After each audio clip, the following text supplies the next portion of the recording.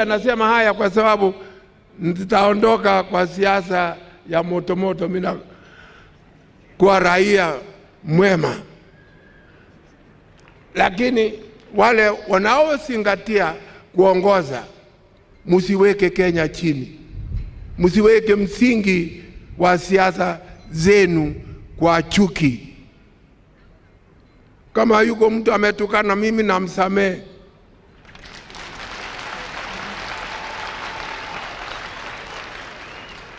Na kama yuko mtu ambaye nimesema chochote ambaye kimeumiza roho yake, unisamehe.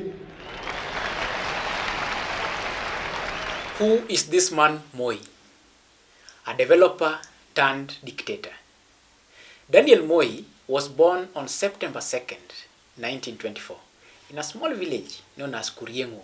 I want to believe I got the pronunciation right. Kuriengo is found in the Sacho locality in the then Baringo district, presently Baringo County. Daniel Toroitich Arap Moi was named after his father Kimoi Arap Chebi, a herdsman whose ancestors are said to have migrated from the slopes of Mount Kenya. They are said to have settled in the Tugen Hills to avoid conflicts with the Maasai in the 19th century. Arap Moi was born just before the sunset and the cows were being herded home.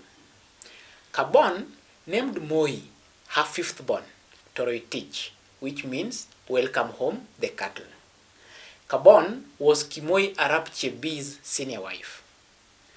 Moi spent his early years tending the livestock left by his father, who died when he was 4 years old. He played this role among his peers, as was the customary of the Tugen. Remember, they found home in the Tugen Hills, so they were living among the Tugen community. Toitoek, who is his eldest brother, later influenced him to go to school at an early age as a way of running away from the poverty and injustices experienced then following the harsh environment posed by the colonial rule. Remember, Moi was born and he was now being raised and growing up at a period when the colonial government was in place. Moi attended a mission school where he was later baptized Daniel. And in 1950, he did a course at the then Jean School, presently Kenya School of Government. He was later posted as a teacher to Government African School in Kabarnet. Moi married Helena Bomet in 1950, and they had 8 children, 5 sons and 3 daughters, namely Jennifer, Doris, June, Jonathan, Raymond, John Mark, Philip, and Gideon. Moi taught teachers at Government African School up to 1955, when he retired to politics. How did he actually gain interest in politics? In June 1955, a group of freedom fighters under the command of Brigadier Daniel Njuguna visited Moi, who was then a teacher. Moi was sympathetic to their cause. He fed and protected them for 2 weeks. This means these people visited Moi. They gave Moi their story. They told him what they were going through, why are they doing whatever they were doing then, and then Moi was so sympathetic. He was touched with this. So he later gave them money and food to further their cause. That is after the 2 weeks he had hosted them. In October 1955, Joseph Oletemeo resigned from the Legislative Council, LegCo, which was the colonial area parliament. I know today we are aware of the National Assembly and the Senate in Kenya. So LegCo was the then parliament. It was the colonial area parliament. So following this, the Electoral College selected Moi from a list of 8 nominated candidates to fill the vacancy left by Oletameno. As a member of the Legislative Council, the LegCo, which was then only having 5 African members, Moi moved a motion in parliament demanding that African teachers be allowed to form their own association. This actually birthed the Kenya National Union of Teachers, NAT, which was formed and registered in 1957. He moved this motion in 1956. So that means it was formed later, like 1 year later.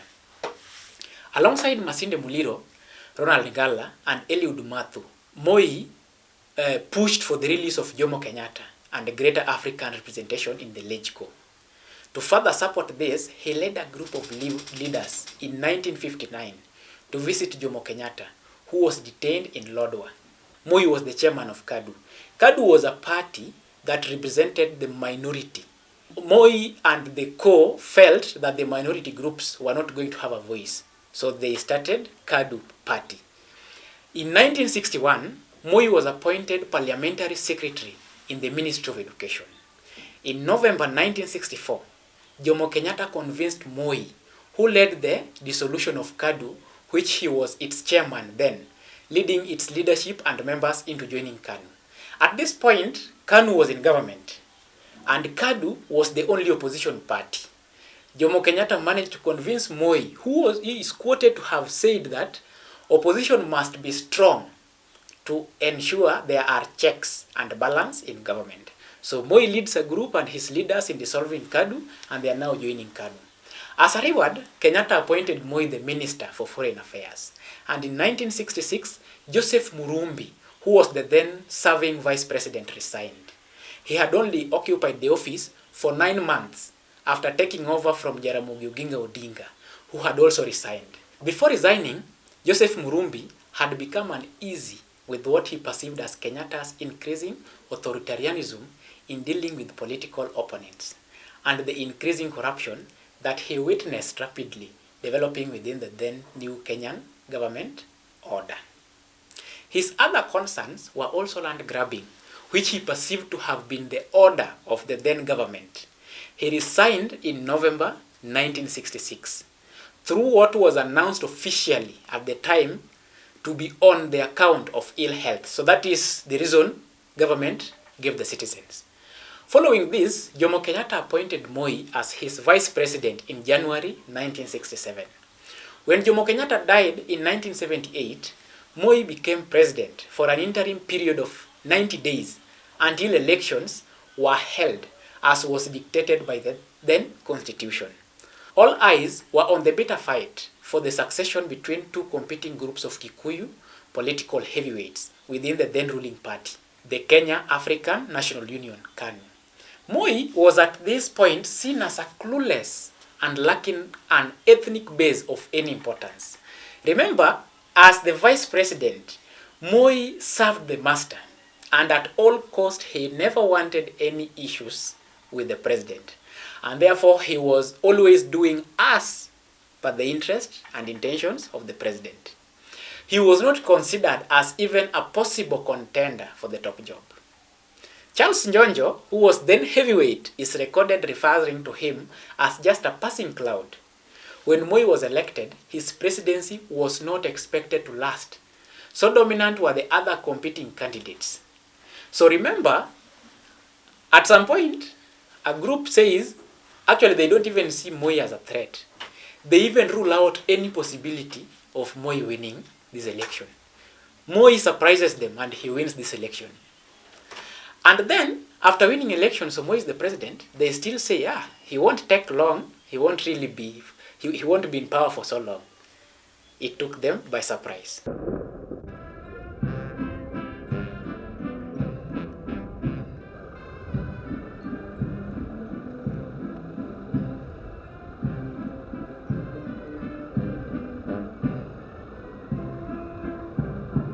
Mimi Daniel Arap Moi naapa kwamba nitakuwa mwaminifu kwa Jamhuri ya Kenya na kuitumikia kwa moyo wangu wote, na kwamba nitahifadhi, nitalinda na kuitetea katiba ya Kenya kwa mujibu wa sheria iliyowekwa.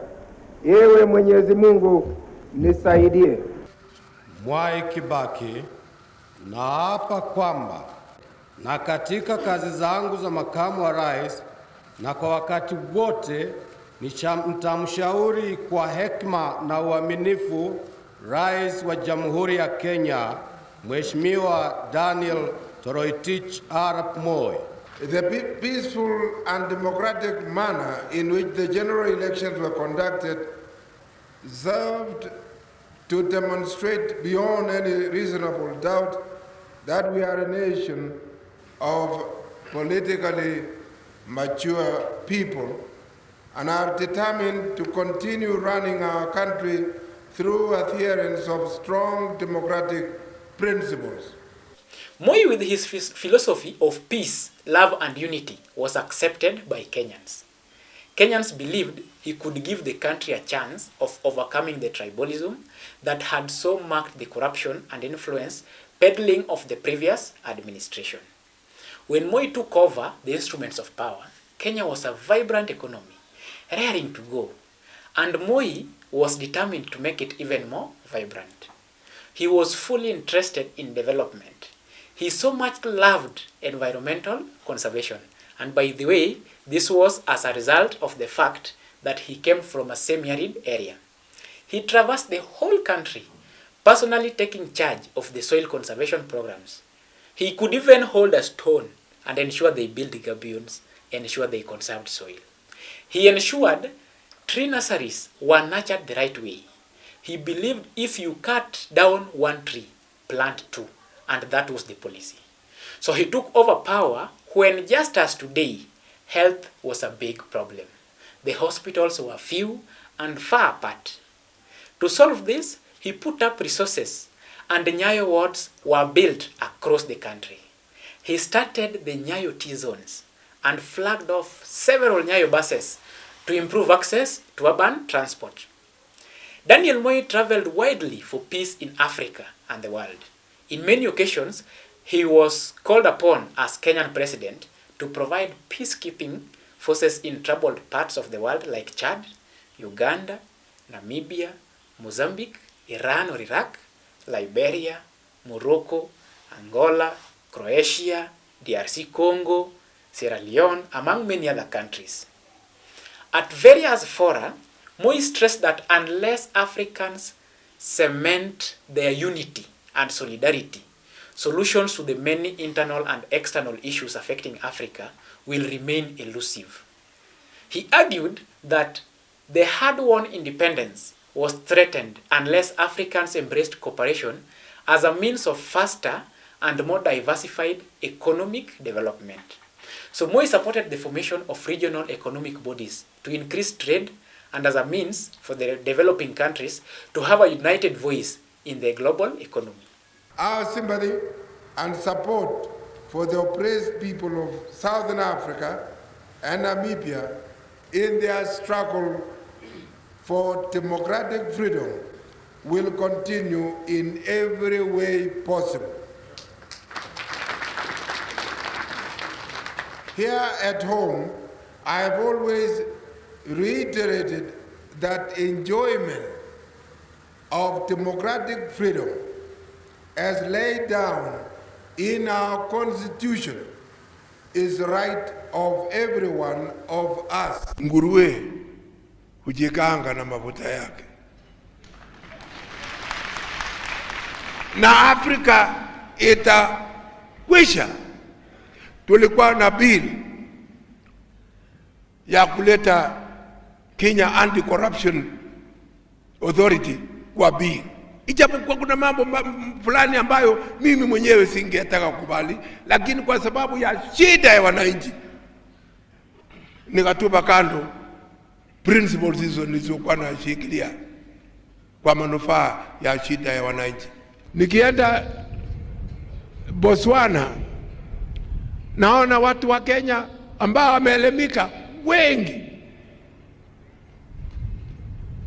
na hata mimi nikaona haya kusema wa rais wa Botswana pengine atasema mimi nahamisha watu wa Kenya kwenda kule, lakini nilijawa na furaha hata nikawezesha ndege sahaba ziwe zikiruka kule ili wawe wakije kuletea pesa jamii zao na kadhalika. Na si Botswana peke yake, sehemu nyingi, kwa sababu tuna watu ambao wameelemika. Natumaini walimu na wengine watapata nafasi ya kufundisha katika Angola, katika Mozambique na nchi zingine ambazo wanahitaji. Kilichoko sisi tuweke na kuimarisha umoja. Nilisema juu ya kutafuta kura, tafuteni kura kwa amani. Kama mtu anakataza wewe kura, hapana kasirika, hiyo ni haki yake.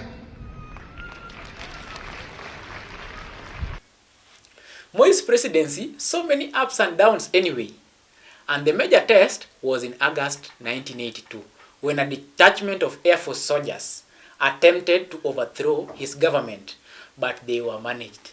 To understand what exactly transpired before, during and after the 1982 attempted coup, check our history segment, our history playlist. You'll watch, actually it's episode 3, on the Ochuka's 1982 coup attempt unmasked. So after the failed attempt in 1982, followed with opposition in Central and Nyanza provinces, Moi was a totally different man. I want you to understand this before we move on, actually. Moi taking over power, he comes out to be one person who is only interested in development. Soil conservation, he builds Nyayo wards, he flags off Nyayo buses to help in movement, he starts Nyayo T-zones, like he ensures people plant trees. If you cut one, you plant two. And Kenya is now taking off. Kenya is now moving. And then, because of, anyway, there are always challenges here and there. And among these challenges, Moi is faced with a problem here. He is almost losing power to a section of Air Force men. When this happened, it took some time before it was contained. In the evening, he then addressed the country through the then Kenya VOK, Voice of Kenya. Today it's known as KBC.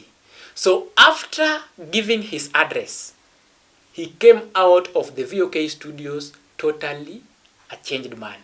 His priority number one was political survival. He was keen to ensure no one seized power from him using unconstitutional means and perhaps not even constitutional.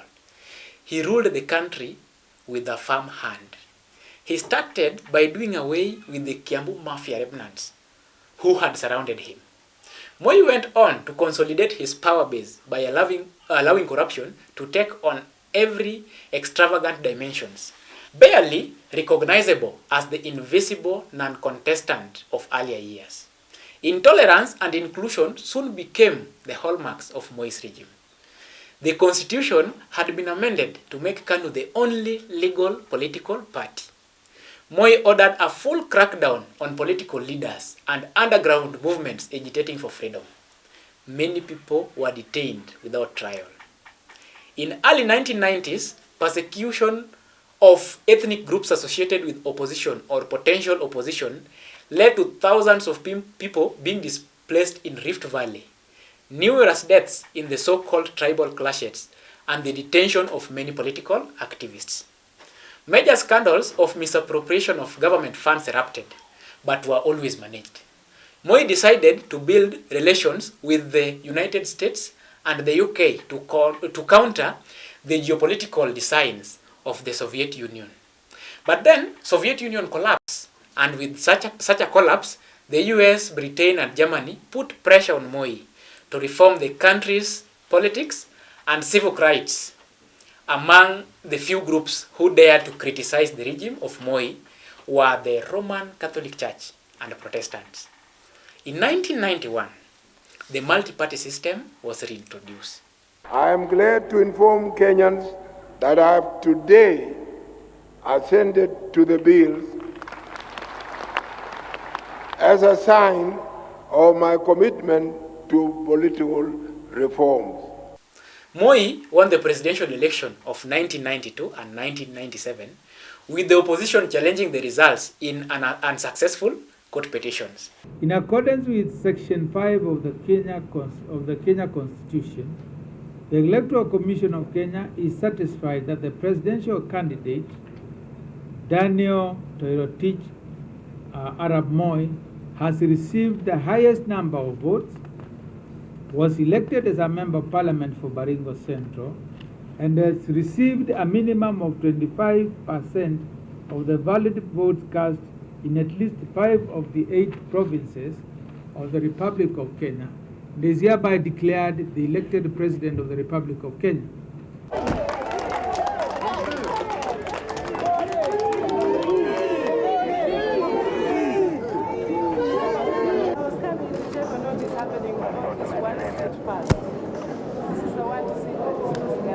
He will still be a fraudulent president.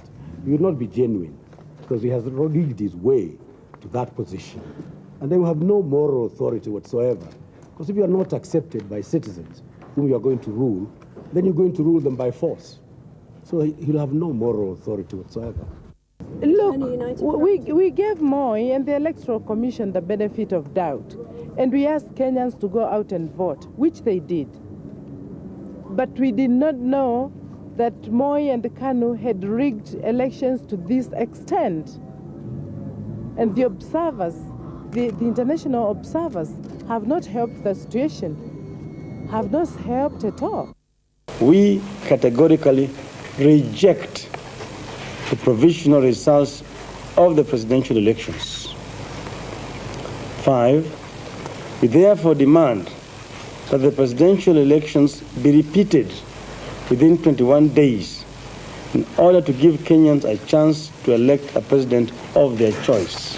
Mimi Daniel Moi naapa kwamba nitatenda kazi zangu za urais wa Jamhuri ya Kenya kwa uaminifu na kutimiza wajibu wa kazi hizo kwa bidii na kwa moyo mkunjufu, na kwamba nitawatendea haki watu wote kwa mujibu wa sheria, mila na desturi za Jamhuri ya Kenya bila woga, upendeleo, huba wala chuki.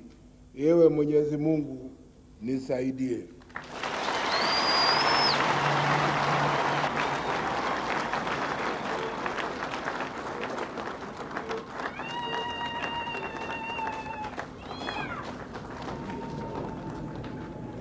In according with the constitution, which had been adopted by then, presidency had been limited to 2 terms. So Moi could therefore not participate in the 2002 presidential election as a candidate. Therefore, in 2001, Moi began to prepare his departure and ensure his own future. He appointed to parliament Uhuru Kenyatta, the son of the first president, and quickly promoted him to minister for local government and groomed him to lead KANU. Moi settled on Uhuru Kenyatta as his successor. Nimeona mpaka nikaona kwamba nataja moja kwa alafu watafanya na wengine.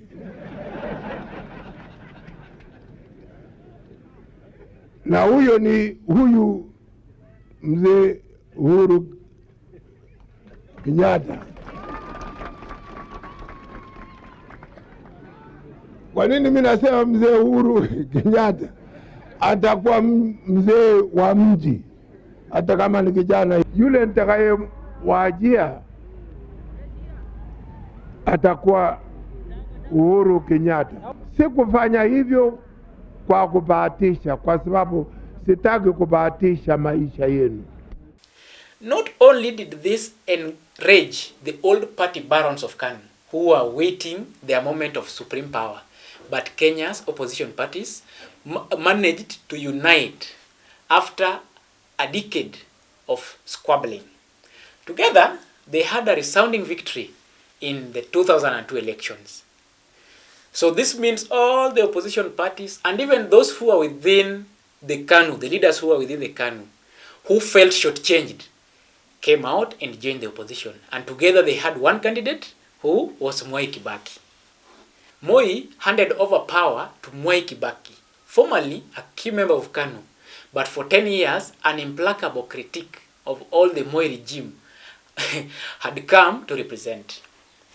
Moi Kibaki was sworn into office on December 30th, 2002. So there's one thing I'd wish to make us understand.